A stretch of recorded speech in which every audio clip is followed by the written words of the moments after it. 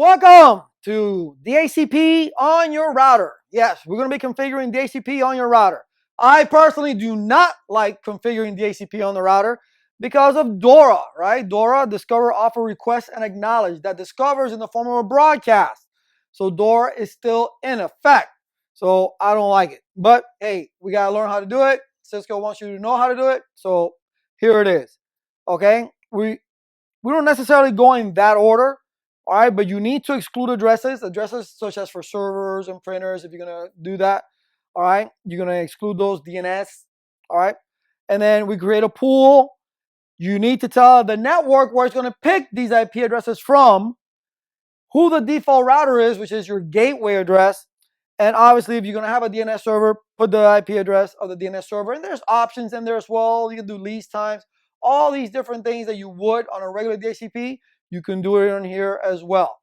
All right, but this is going to be a very basic lab that we're going to do, and we're just going to make sure that the computers get assigned an IP address from our DHCP on our router. See you inside the lab. Welcome to the DHCP lab.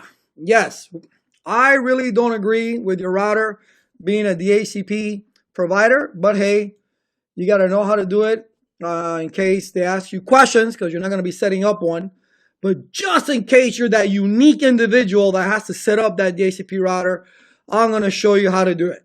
Okay? So we have 4 computers, and then we have a switch. We haven't done a thing on the switch. We have a router. We haven't done a thing on the router. And then that's our network. This is a very simple configuration. We have one VLAN. Everybody's in it. And we're just going to assign IP addresses to user 1, 2, 3, and 4. All right, you can see that's the core switch, that's the core router. So let's go ahead and get started. Let's maximize the router. No, we don't want the little wizard thing here. All right, well, we're starting off bad here. All right, enable, config T. Let's give the router a host name, core underscore router. Remember, no spaces in your names, no spaces. Let's go to interface F0/0 for the IP address of the default gateway, which is that 192.168.200.254.255.255.255.0. And then we must do a no shut. Don't forget that. Last, how do you know that's the IP address? Because it's written on the lab right there where it says this is the network. I'm not going to give you the actual IP address. You can put whatever IP address you feel like it. As long as within the segment, that's fine. I do my own IP addressing because I know some people are getting confused. Well, don't you use one for the gateway, not 254? Aren't you? Listen, I don't care how Microsoft, CompTIA, Yahoo, Zulu, Boogle, I don't care how they do it. This is how I do it, okay? The last available IP address is the fast Ethernet interface, which is the gateway of all these computers down there. All right, so we turned on that interface. Lovely. Now we're about to go ahead and set up the DHCP. So we go IP, DHCP, and you can put a question mark. Whoops. What happened there? Is it case sensitive? Maybe. Okay. IP. Oh, I put DCHP. Ha ha ha. Okay. IP, DHCP. Wow. Question mark. All right. So I like to do the pool first. And then I do the excluded. You can do the excluded and then the pool. It's completely up to you. This is just the way that I do it. DHCP is DHCP. We still have the same process, DORA, where is discover, all that good stuff, right? Discover, offer, request, and acknowledge. You still go to the same process of receiving IP address. The only difference is we're receiving it from the router. No need for relay agent. Okay, no need for relay agent because we're in the same subnet, but we'll get into that later.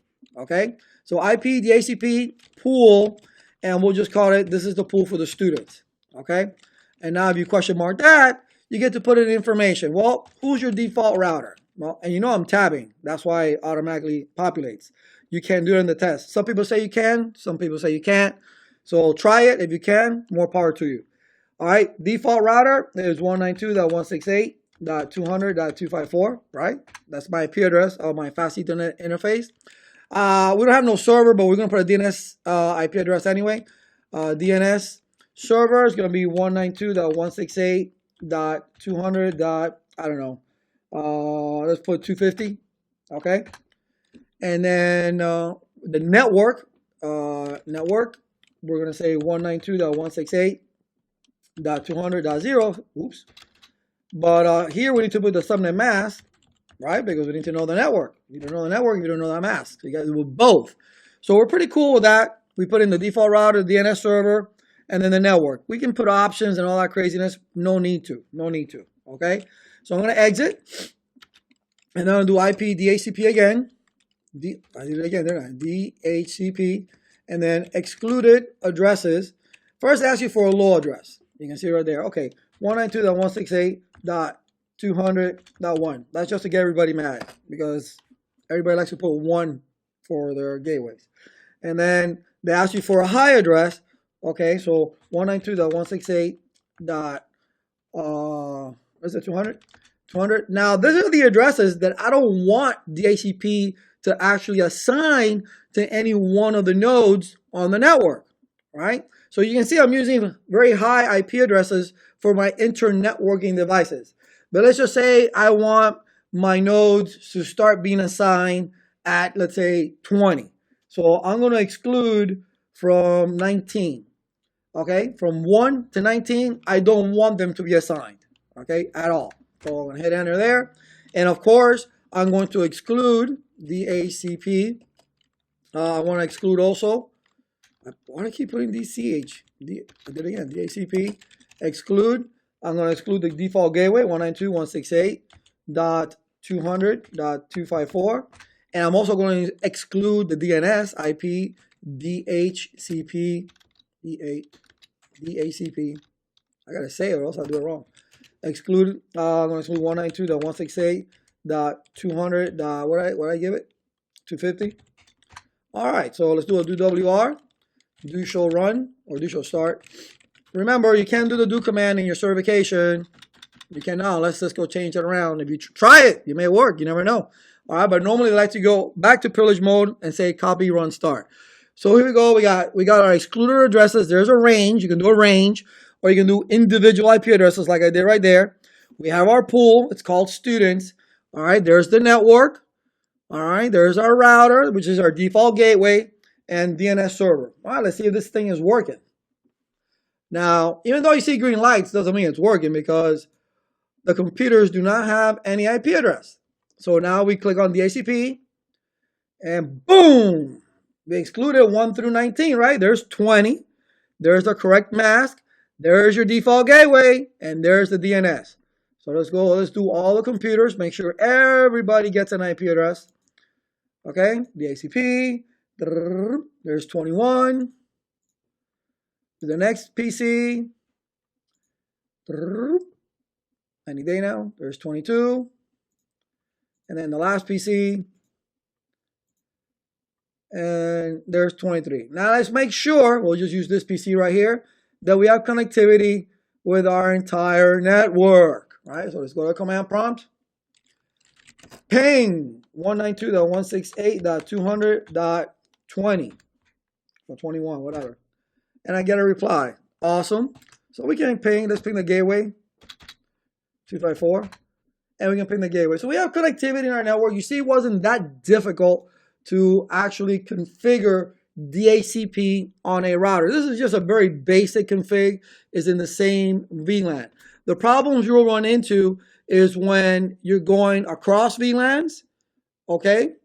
Because now you're in another subnet, which means that the router, the router would need a, let's say using a real DHCP server, you have to use a relay agent at that point, okay? A relay or a helper address is what it's called, to tell it, hey, go over here and assign this IP address because I'm not going to broadcast that out. So you use a helper address for that or a relay agent that normally we will call it, okay? That's it. Very simple. I'll see you outside the lab. All right, that wasn't so bad. It was pretty simple, I think, but I always say that. But it is. The more you do it, the easier it becomes second nature to you. All right. Besides, it was just basic DHCP where we actually got the computers to get an IP address, all right, through the router, right? So you got your IP address there where we chose to start there, the mask, the gateway, and the DNS, even though we don't have a DNS address, all right? But again, the configuration is pretty straightforward. Let me bring it up a little bit so you can see it better. Now, we didn't do it in this order. We did the pool first, then we did the network, then we did the default router, the DNS, and then we exited out and we did again IP DHCP and excluded a range, a low and high address, okay? And then we did individual addresses. So you can do a range of addresses or you can do individual addresses, completely up to you. But you can do DHCP on your router. Again, it would have to be on the routers that are near the access layer, all right? Not really the distribution. I would keep them way down towards the LAN, because that's where your PCs are going to be connected to the client switches. Because remember that collapsed architecture or Cisco 2-layer, 3-layer model, whatever they want to call it, okay? The core router needs to be left alone. So we don't want to have DHCP running up there because its main purpose is to pass information quickly back and forth. All righty? So there you go. DHCP on the router. No biggie. See you in the next one.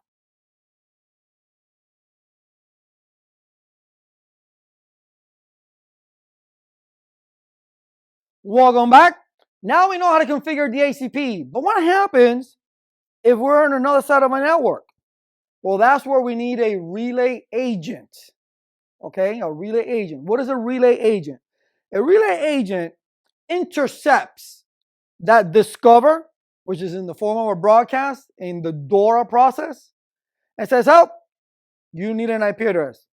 I gotcha.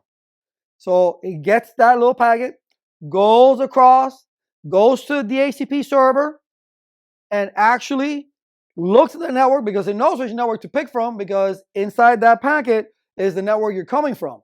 So it chooses an IP address from that network, brings it back, and the relay agent is the one that actually assigns the IP address for you. Now, in reality, you do not want to be getting an IP address across a wide area network. That is silly. I understand we have our modems, they're coming from our ISPs, and then we have the Link 6 or whatever router connected to the modem, and they're running NAT and all that good stuff. But in a company, if you have branch A, I don't know, in California and branch B in Florida, you don't have your DHCP server in California and have your client machines, your workstations, let's say, in Florida acquiring an IP address from California. That would, I wouldn't even work for somebody like that. That was just totally ridiculous. You wouldn't do that. But if there's a scenario within your LAN where there's different segments and you're running one DHCP router and you have multiple scopes, okay, you could run something that we're going to do is called the IP helper address. IP helper address. You can have different segments or different subnets within one building, and then you're trying to have, you have the DHCP server on one particular segment, but he's the one that's assigning the IP addresses to everybody in all segments. Then okay, you use your IP helper address. Other than that, don't do it. Don't do it. Now, a question was brought up about DNS. DNS can be anywhere. Now, obviously, if you want to do it internally, you're running an internal web page, yeah, your DNS should be within your infrastructure where you're in, the building, whatever. Okay, it should be there. But there is DNS servers throughout. You know, maybe your company has multiple branches. You can have the same information on all DNS servers, and they can act as backups to that one DNS. So not necessarily does your DNS server have to be in the same subnet that you're in. It could be somewhere else. Because one of the things that I do is hostname resolution, and we'll be talking about that shortly. All right, we can use DNS for hostname resolution, and I can configure one DNS server and have all the routers point to that DNS server. for host name resolution. If you're pinging, instead of pinging my IP address, you can ping my name or tell me by name. That's all it's doing. Now, yes, if it has to go across a slow serial or you're going on ISDN, you don't want to take up that bandwidth, right? You don't want to take up that bandwidth. So, yeah, don't do it. Don't do it. Do IP host tables instead. If you really need to ping by name or have a local DNS server. But again, DNS is completely different. Completely different. And we're talking about DHCP. All right, so a relay agent, that's what it does. It is somebody on your behalf that actually goes and grabs an IP address, all right? And because the routers by default doesn't accept broadcast. The router sees that broadcast and says, nope, oop, drops the packet. And you didn't get enough people. Okay? So that's not going to happen. We still use the DORA. So we'll be using the IP helper address. Now, in this particular lab, we're going to be using an actual, well, not actual, but we'll be using a server. That server has the services to create DHCP scopes. So we'll create DHCP scopes and we'll see what happens. See you inside the lab. All right, welcome to the DHCP relay agent or the helper address lab. The concept that you're trying to learn here is what happens when you have an actual DHCP server on another segment to assign IP addresses to somebody that's not on your segment. Well, nothing's going to happen.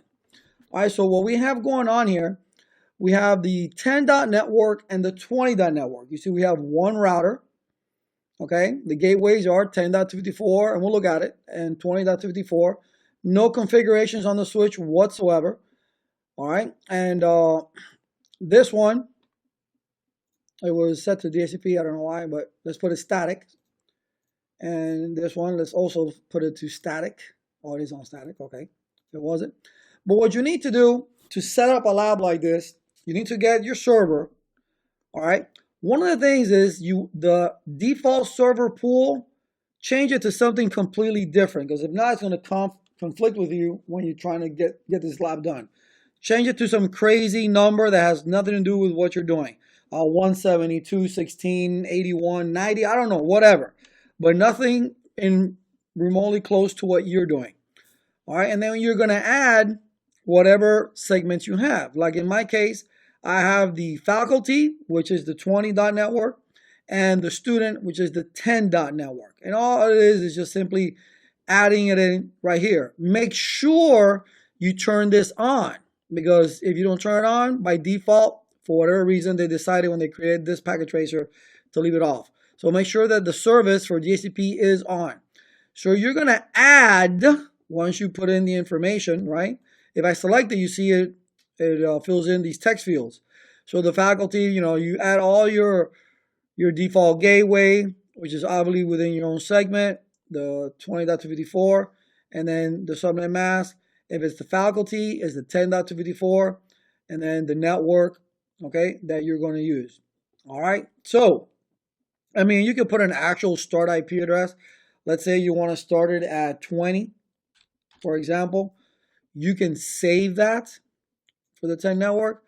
And then for the 20 network, let's go ahead and start it at 50. Let's just use random numbers. All right, because it does say start IP address. All right, but you can just put 0 and it'll go from there. All right, so you have two actual segments that this DHCP is going to start assigning addresses to. Now, when you go to the desktop, you see that here there is no DHCP. We're not a DNS server, so we didn't bother with it. We're just acting as a DHCP server, just like it says right here. So we are the DHCP server 10.1, and then our gateway is obviously 10.254. So we're going to see what happens when you see that the server is in the same segment as this PC. So all we really got to do is just change it to DHCP. It's going to do the DORA, and it's going to receive the 10.20. That's a starting IP address and the default gateway. Let's see if we have connectivity to our default gateway. So we're going to go ping 192.168.20.254, and we do. All right, so let's see if the same thing happens to the other computer, which is on the other side of the router. All right, It's on static. Let's change it to DHCP. And it picked up an IP address where it shouldn't have. It should not have. All right, because you're on a different subnet. You're on a different subnet. All right, so again, Packet Tracer has its quirks, but what you need to do, all right, and let's take a look at the configuration in the router. So let's maximize it and see what we see. Let's do a show start. Let's see if there's anything in there. There is no configuration, so I don't know why I did that. Config. Let's do a show IP in brief. Show IP in brief. Oh, but there is configuration. Show run. Oh, and this is why. You see that we have this in here. So what we're going to do is, and that's why I received it. I'm going to go config T. I'm going to go inside the int f0/1, and I'm going to remove that no IP helper hyphen address that points to the DHCP server. I'm going to take it off to WR. So now there is a start, show start, because there was a configuration on there. So we should have checked before we started. All right, so we have the IP addresses on the interfaces, but no helper address whatsoever. So let's go back to the PC that's on the other side, the poor old faculty teacher that they put him out there. No, we don't want to go there. We want to go here. Let's go static. DHCP is like renew. It's like a release renew. Doing it is just easier doing it this way. So you see, you're not going to get an IP address because that broadcast is not going to go across the router. So that's why you need a relay agent or a helper address. What it is somebody going in your behalf to actually getting an IP address for you. It will receive that discover, take it in your behalf, go to the server, see the network that you're coming from, and choose from that network an IP address that's available, and then offer it to you. And then obviously you send back the request for it, and then you get an acknowledgement that, hey, you have this is your IP address. So let's go back to the router. Let's maximize it. Let's go inside that interface. So we do config T, interface f0/1, and we do IP helper address 192.168.10.1. Now this is the IP address of the actual DHCP server, Okay, we hit enter, and then that's it. Do WR. We'll save that. And now when we try to get an IP address this time, let's release, renew. We should get an IP address, M51. We got the IP address 51. So there you go. That is how this works. All right. This is what a relay agent or a helper address will do. It will go on your behalf in order to give people outside the broadcast domain an actual IP address. That's it. I'll see you outside the lab. All right. That was pretty easy. All right. Basically, what we did, and I mean, you saw everything in the lab. So we go to services, not services. Services. I'm sorry. DHCP. There it is. All right. One of the things, though, make sure that you turn the default server pool into some crazy thing that's not part of your IP, because somehow that gets in the way. So I always put some weird number here. All right. Make sure you do that. But then you can go ahead and you can create your pools, right? 2254. I didn't put any DNS server, whatever.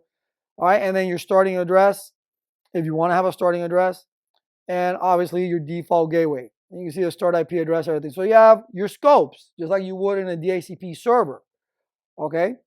Now, this PC, as you saw, okay, got its IP address based on the scope, on the network that it's in.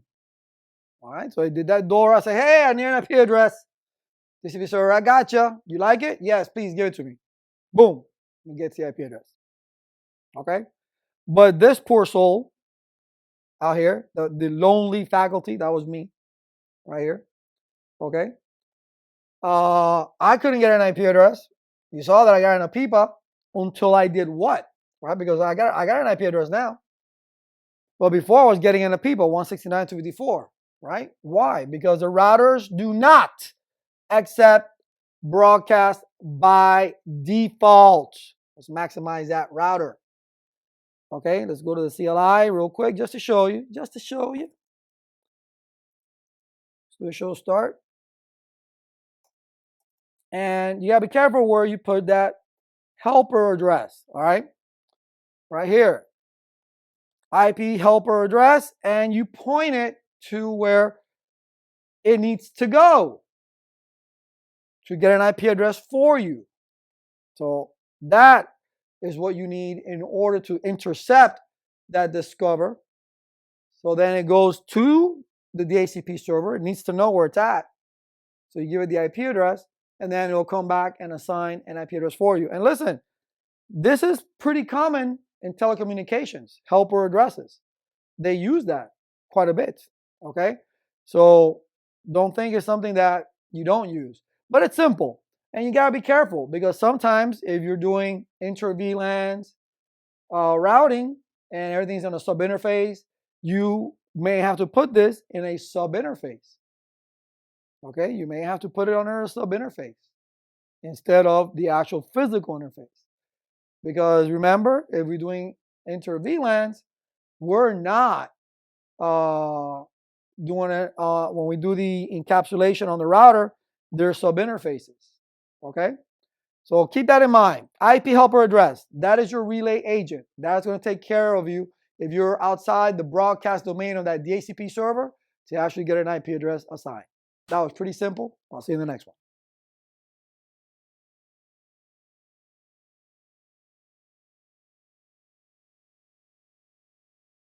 All right, welcome back, everyone. Now we've configured DHCP, we've configured DHCP relay agent, but we need to know how to verify that DHCP indeed is working on the Cisco router. Now, obviously, if you're getting an IP address, it's working, and you're not getting any help desk tickets that you're not getting an IP address, it's working. But you can verify simply by doing the command show IP DHCP, and you got bindings. You can actually conflicts if somebody else assigned the static IP address, and that by miraculously is the same IP address within that same network or within that pool. All right, you can look at that. You can look at the pool that's there. Relay, if there's any relay agents, you can look at that. All right, so what we're going to do is we're going to do a really quick lab, no big deal, just to take a look at these particular commands right here so you can see or verify that DHCP is indeed working. I'll see you inside the lab. All right, welcome to the DHCP verification lab. How do we know that DHCP is really running? Well, if you just do a show start, you can see it, but they want to know a little bit more on that. They want to know the bindings of DHCP on your router. So you go to your router. This is one of our previous labs that we did, remember? And you can see if we do a show run, there was the students pool that we did, and everybody got an IP address. So you can do a show IP DHCP. Let me not misspell it again. Bindings, or binding, I should say. All right, and there you go. It shows you what IP address is mapped over to the MAC address. We didn't put any lease expiration on there either, and you see this type automatic. So that's pretty much basically it. I mean, you could do other commands like, show IP DHCP pool. You can do that. Show IP DHCP. Let's do a question mark so you can see all the things you can do there. Bindings, conflict, pool, relay, if you have any relay information. So we can look at the pool. It shows us the pool right there. Okay, total addresses. There's only 4 lease addresses. All right. There's 3 excluded addresses. The range, you can see what the range is. So, I mean, that's all these things that you can look at. And it's very simple. Just do an IP DHCP and just question mark it. All right, and you can look at it. Well, with the bindings command, that's enough. If there's a conflict, I mean, if someone statically configured an IP address on your LAN and the DHCP server hands out that same address, you'll have to end up with a you'll end up with a duplicate address, and you know this is nowhere near good. This is very bad. Okay, and that's why this command is helpful if there's any conflicts that exist. So if we type in conflict here, all right, there's none. There's no conflict at this, at this time, whatever. So again, these are all the commands that you can do to see if DHCP is working properly in your router and that there are no conflicts out there because somebody's using the same IP address statically because they're trying to be slick. Okay? All right, see you outside the lab. All right, we're back. Now you see that wasn't so hard, it wasn't so difficult. Again, I mean, yes, you can do the DHCP, show IP DHCP bindings or conflicts or what have you. All right, so you can take a look at that. You may be using a third-party software, and again, if you're not getting any tickets that are letting you know, hey, I'm not getting an IP address, I can't get on the internet. All these different things you can do to actually, say, hey, there's something going on, I'm not getting assigned an IP address. Okay. But definitely for the certification purposes, this is something that you could do. You can do this in a real world scenario too, but more than not, you're probably going to be using some sort of third party software that's monitoring your network. Like, again, I've said it a million times, SolarWinds. All right, that's going to go ahead and take a look to see if there is DHCP conflicts, duplicate addresses, if they're getting assigned. Because here you see the MAC address of the IP of the computers that got assigned that particular IP. All right. And with that, we've been working with DHCP for a long time. When you have a DHCP server itself, because remember, I don't like doing it on the router, but let's say a DHCP server itself, they can do reservations as well. Okay, that you map the MAC address to the IP address that you want, let's say for a printer or some particular device. That, hey, this is it, a guest computer, what have you. All right, you can do reservations. But companies I know of, just to not to go off on a tangent, but I know of a hospital years ago that they were using, my God, was it Gridmaster? I think it was the name of the software or the application that the IT guys actually used. They say, hey, create a reservation uh, for DHCP, this IP address, this MAC address, and it was just a really click, click, click, click, and type in whatever, and then it would actually go to the DHCP server and put it in there for you. You didn't have to touch the DHCP server. So there's many ways of doing it, but for certification purposes, hey, now you know how to verify a DHCP server on a Cisco IOS. See you in the next one.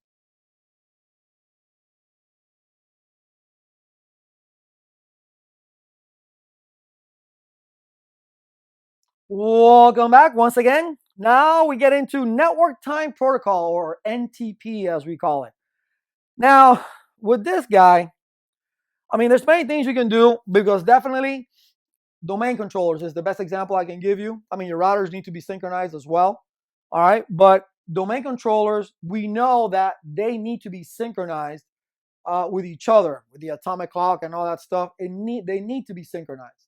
So NTP, that's what it does. NTP, actually, you configure it, you point it towards an NTP server, and that particular server is connected to the internet that's connected to that atomic clock that will go ahead and you will get up the most current time and date possible. All right. And you can use between the server and the particular router that you're using, you're going to go ahead and set up keys and authentication to make sure not some rogue router or whatever gets in there and starts getting be part of your network and what have you. All right. And then if they're synchronized with each other, there's certain protocols that work that the routers need to be synchronized, just like domain controllers.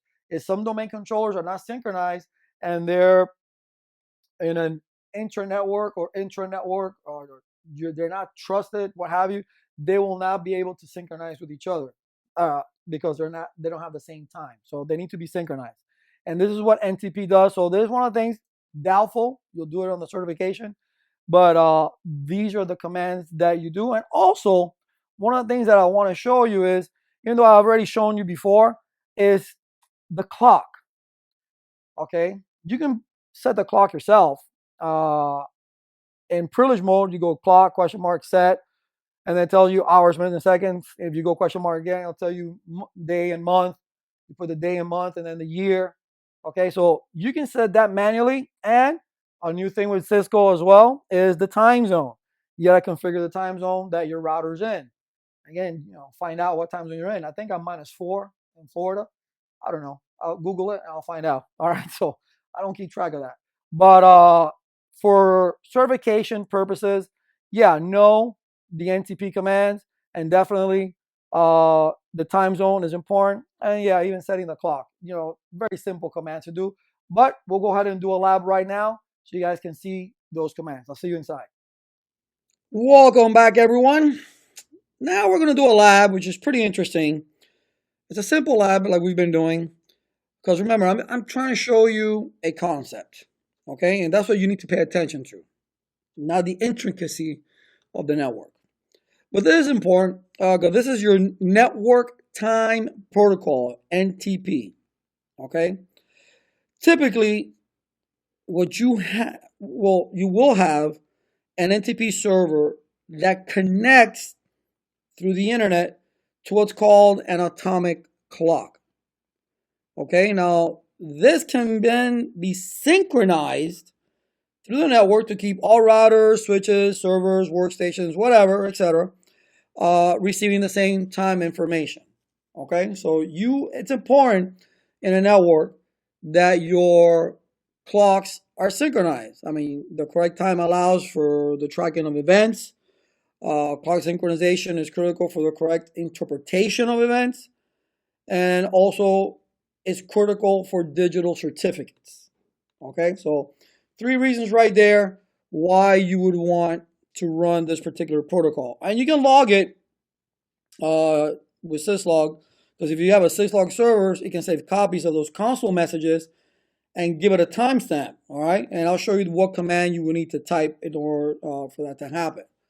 All right, so, but there's many things that are involved. I mean, you can do just the NTP by itself, but you know that you can set the clock's time zone. That's one of the new things with the CCNA 200-125 that they want you to do. Set the time zone. You can set the clock manually. All right. So we'll do a couple things. All right. We'll do it step by step. But first I'll show you some of the syntax for NTP. Okay. First, let's go to our router, and obviously you see red dots. So there's no connectivity right now with this router. So let's go ahead and open this up here.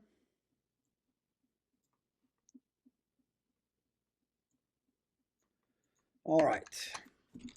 So enable, config T. Let's get a host name. Host name. Let's call it NTP. Okay.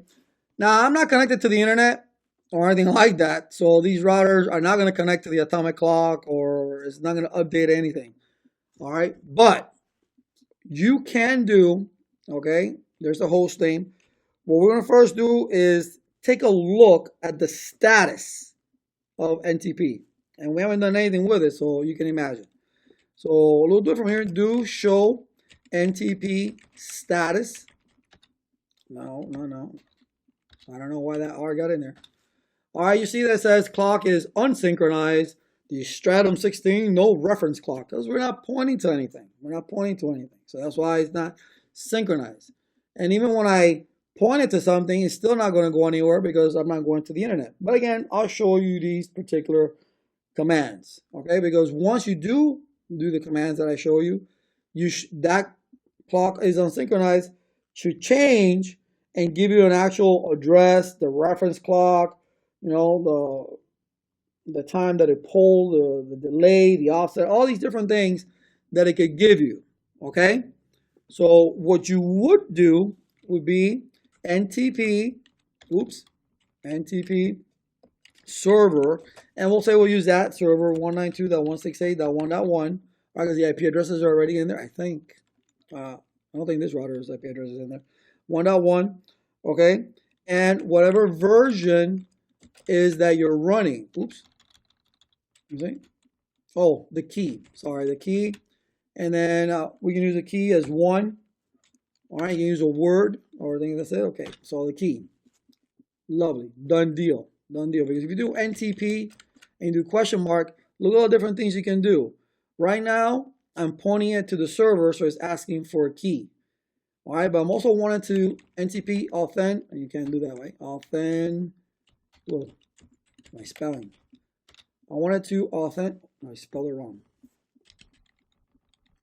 Authenticate, correct? Authenticate, yes. Okay, NTP authenticate, all right. And then you want to do an authentication key, all right. So you do NTP authentication key. That's pretty long. Again, I'll use 1. Again, you can use whatever number. I'm just going to choose 1.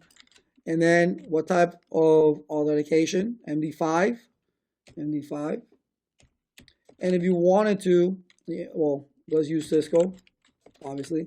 And then you can choose a type of encryption, right? The authentication key encryption type. But we can just hit enter right here, and that's what we'll do. We'll hit enter. So you can. We did the server. We pointed it to the server. We pointed. We told, hey, authenticate the time sources. We gave it an authentication key. All right. And you know what? Let's go ahead and do NTP update calendar as well. NTP update calendar, and that's all we're gonna do. Because with packet tracer, there's certain when you do you can do the associations won't come out. I'll show you. Do show NTP question mark. No, okay. Let's go back to privilege mode. So you do show NTP. All it shows is status, because associations, it won't give me any associations. Okay, so let's do a WR. Let's see what we've typed so far, or WR. Show start, and you can see hostname NTP. All right, there is no anything being logged. You see there, timestamp, log, date, time, millisecond. That's not on. Okay, which we'll be turning it on. All right, we don't have an IP address on the F00, which we need. Config T, interface F0/0, IP address. And that's going to be 192.168.1.254, 255.255.255.0. No shut. Let's see if we can ping. Do ping 192.168.1.1, which is the NTP server. And we have connectivity with it. And you're still going to get, like, nothing, because again, that's not connected to anything. Show start. Let's take a look at our start once more. I did a WR. Okay, show start. Okay. And we come down. There it is. With the NTP authentication key 1 MD5, you can see that it is encrypted by using 7, because NTP authenticate. NTP server is that server down there. We're using key 1, and NT update the calendar, right? So we go to our NTP server, right? In this case, services, right? We go to NTP, and you can see it's already in here. I put key 1, already turned it on. Make sure it's on, okay? If it's off, but I think the default is on anyway, but make sure it's enabled. Put your key, whatever key you're using, and the password. I put in Cisco. All right, so it should give us. So now what we're doing is we're going to do a syslog. All right, syslog is on already, as you can see. So what we're going to do is on the router, we're going to actually type, so it'll give us some timestamps so we can see. All right, so service, which we probably won't see because there's nothing to see. Service timestamp, sorry. There's times, really? Oh, global configuration. Service times, there you go, timestamps, log, date and time, MSEC, right? It's on, WR. And if you were to go here, if it was actually connected to the internet, you would see things happening right in here. But obviously we're not, so we're not going to see anything. But again, with the NTP, you know, update your calendar. It'll update everybody's time. So everybody will be synchronized together. So that's a good thing about it. But one of the things you can do too, which is a new thing in Cisco, is there's two different ways you do this. Because if you do it from, that was NTP. But if you do it from privilege mode, you can do clock, all right, set, and this is doing it manually, obviously. Hours, I don't know, 08 minutes, 5 seconds, 45, month or day of month, whatever you want to pick. Let's say pick day of month, let's say 1. Then the month would be, let's say 12. And, the month, sorry. I have to actually type it. December. And then the year, let's go to the future, 2035. All right, and then you hit enter. So you can actually do that. You can set the clock yourself manually, but why do that? Okay, if you're in global configuration, config T, you also, there's something new in the Cisco, okay, which is setting the time zone. You started again with clock, but this time, look what it says, time zone. And then give me a word, okay, let's say Florida, right? Where Mickey Mouse is at. All right, and then whatever it is, I think it's a -4 or -5, I don't remember. Okay, and you can do that as well. So you can make all these commands and put them together. Okay, you can set it one manually, or you can set NTP to do everything, to update it automatically, to synchronize it with the atomic clock. So everybody will be on the same page. But you can see there are many ways of doing it. You can do it manually, or you can do it using the network time protocol. All right, I hope you got something out of this. Again, 2 ways of doing it. Not that bad, pretty easy. This is something new that Cisco put in there. So know it, but highly doubt it you're going to be configuring this particular configuration right here. But at least now you've seen it. I'll see you outside the lab. All right, no biggie. Okay, now when we did the NTP status, obviously it's going to give you, hey, we're unsynchronized. It's going to continue to give you unsynchronized, even if you do all this. And we saw within the server, okay, that we go to services, we go to NTP, and even in, it's on, you enable it, you put the key, you put the password. It's still not going to update to anything because we're not connected to the internet. So you're not going to see it, but you can see the things that you can do. You have for authentication, especially because you got the authenticate, time and source, authentication key, all right, for trusted time sources, the server, then a trusted key, all right, that you have to put on the bottom as well, and on the server, and then update calendar automatically. So update the calendar. So there's a lot of authentication and a lot of keys, all right, and trusting that needs to happen. That's really what you need to focus on for certification purposes. For certification purposes. Now,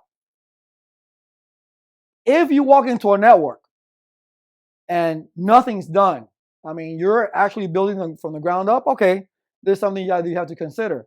But normally, you don't have to do that, all right? It's already done. So basically, what you do have to actually do, lack of a better word, I remember in telecommunications that there was a command that we had to type. Ask me now. I'll be lying to you because I don't remember. That we had to type. It wasn't within the router. It was within another device that we had to update. Right when we do that, the time we change times, whatever the thing's called, daylight savings time. You have to make sure that happens. All right, that it knows that particular device knows, because when it comes to cellular service, that device needs to be also with daylight savings time, and it's not done automatic. You have to do it manually. All right, and if you go in there and you mess it up, a whole lot of things can go wrong. So again, if you come into a network, just make sure that everything is up and running is like the way it's supposed to. I'm sure you get a rundown on what you are going to be doing. Certification purposes, just know this. Just know this. All right, that you need to have it synchronized and what the network time protocol is, and that's it, and you'll be fine. Doubt it. You'll be doing the freaking lab on NTP. But they'll ask you some multiple choice questions. That's about it. See you in the next one.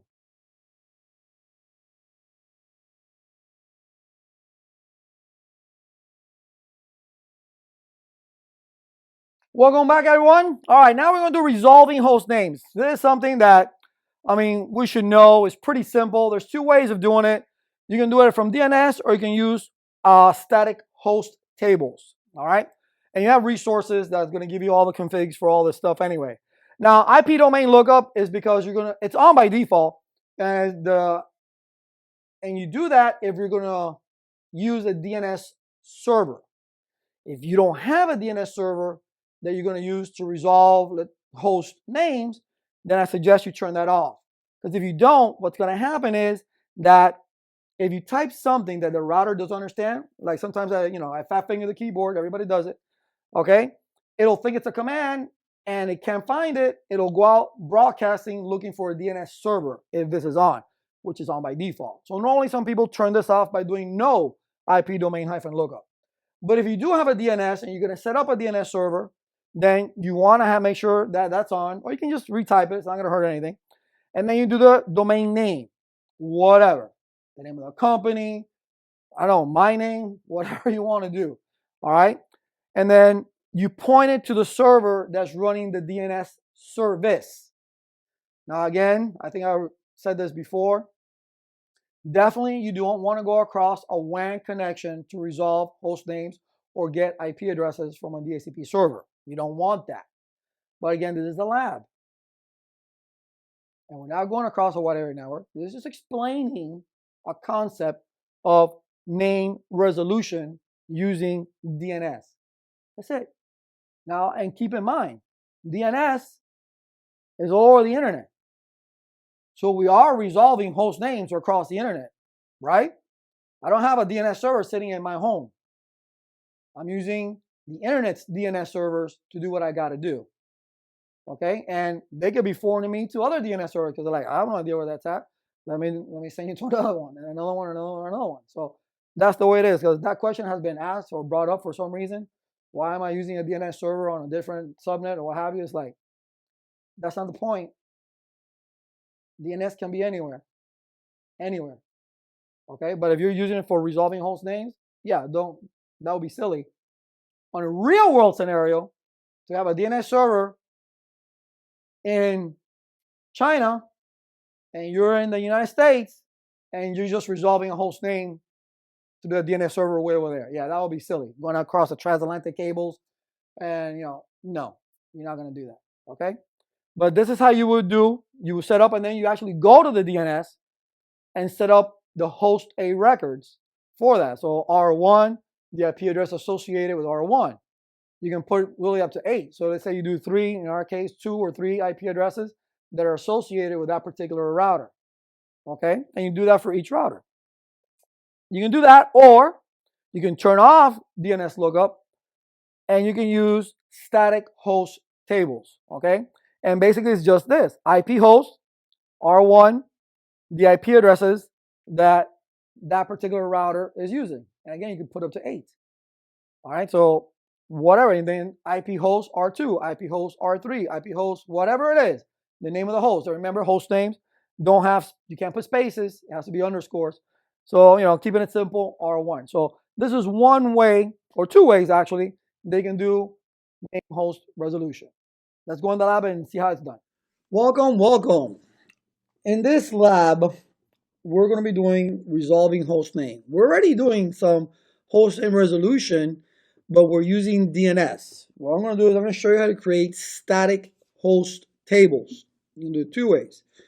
Definitely DNS is the way to go, but you could do it with static host tables as well. All right, if you go to router 1, and just use that as an example. Okay, I'm going to open it up so you can see it better. All right, let's hit enter. Now has the password, CISCO, enable, and then student, STUDENT. STUDENT is in caps then. STUDENT. Boom, I'm in. All right, so we do show start. All right, and what we're looking at here, right here, IP domain hyphen lookup is a command that's telling you, hey, I want to use DNS. And normally that's turned off, because if you're not using DNS and that's turned on and you type something that the router thinks is a command, it'll start searching a DNS server, and then you don't have one, and then you're just going to sit there twiddling your thumbs until it dies out, unless you do a break command. But in this case, IP domain hyphen lookup is on, and we left it on. All right, so the next thing we did, we said IP domain hyphen name las.com. And then we did IP name hyphen server, and we pointed it to this server right here, which is 10.1. Okay, so the following, we went into the DNS service, and we actually put in R1, right? We put 2 IP addresses for R1. We put 3 IP addresses for R2, and we put 3 IP addresses for R3. So when the router, all right, let's close this out. In the router, if we were to ping, let me not do it in caps, let's keep everything lowercase, R1, we get our bangs. It's better than having to type out an IP address. If we up arrow, we do R2, same thing. Up arrow, R3, same thing. All right. Now, obviously, I'm doing it from this router because I set up this router to go ahead and use this DNS server. I would have to do the same thing to every other router. I would need to do IP domain lookup, make sure that's on, IP domain name, las.com, IP name server, or IP name server, and then the IP address of the DNS server, which is 10.1. Now, would you really want to go across the wide area network just so you can ping? Of course not, right? You want to do static host tables. Let's use router 2 for this example. All right, where's the CLI here? And the CLI, and then maximize. All right. Oh, Cisco, CISCO, caps, CISCO. All right, enable. Student, STUDENT. Amen. Okay. So you could say IP host and then R1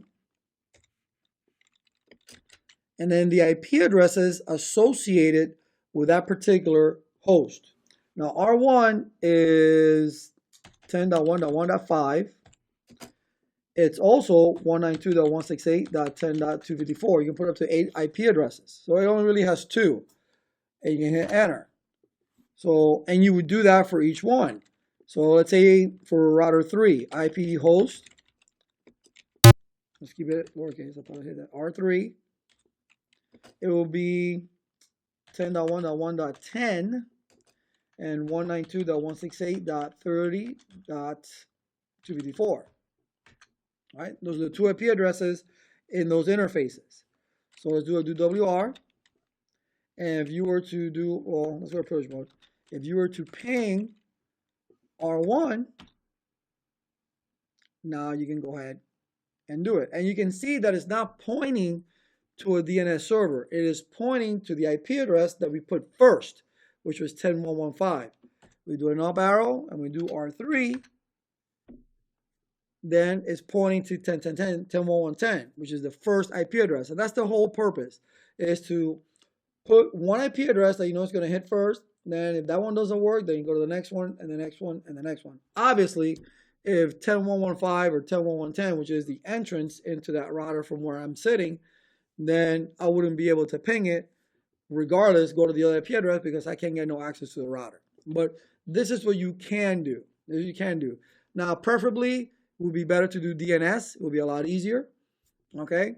Even in a real DNS, I mean, just creating host records and then having to type IP host, R1, IP host, whatever, over and over again. And you will need to do it on all the routers, But this is what name resolution is. 2 ways, DNS, or you can do it statically by host tables. See you outside the lab. All right, that was simple enough. I mean, I'm sure you've seen this in the old CCNA and the CCNA before that one. So you've seen this all over the place. Very simple to do. You saw it in the lab. Not a big deal. Again, IP domain lookup is already on by default. All right. And all you really got to do is just add these two. But if you type this again, like I told you earlier, nothing bad will happen. Or you can turn it off because you don't want to, let's say you're not using DNS at all. You don't want to type fat finger the keyboard and sit there or have to do a break command to stop it from broadcasting out. And just use static host tables. Completely up to you. You need to know both ways. They'll ask you questions on this. Ask you 1, 2 questions on this.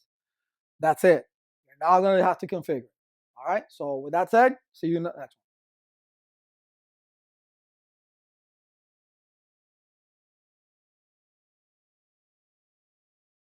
All right, we made it. We made it through the whole section. All right, so let's discuss the topics that were in there. Now, we did the DHCP on the router. Again, you know my feelings on that. I don't like doing it. All right, all depends on which router because due to the Cisco collapse architecture, okay, that we have the access and distribution layers working together now, and then you have the core routers. So depending on which router you do it, maybe. Okay, but you saw that it's no big deal. Create your pools, create your exclusions, DNS, default router, all that good stuff. The DHCP relay agent, remember, is somebody going on your behalf.